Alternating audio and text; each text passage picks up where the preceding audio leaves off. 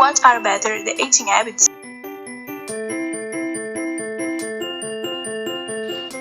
Sweet, fast, fruit, vegetables. What really is correct to eat?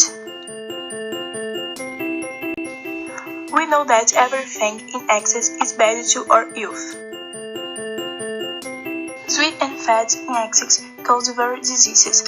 Most people are unaware of it, or pretend not to have and want to eat more and more these foods, which become almost an addiction. This excess food causes diseases such as raised cholesterol, raised triglycerides, raised blood pressures, obesity, and poor quality of life.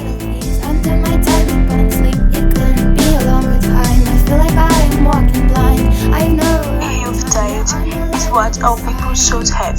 Follow a balanced diet, including fruits, vegetables, and a moderate amount of salt and sugar. Healthy foods contain various minerals that can help fighting against various diseases and other factors in the aesthetics and well-being, but also to eating too much, causing you lose harm. It sure takes its precious time.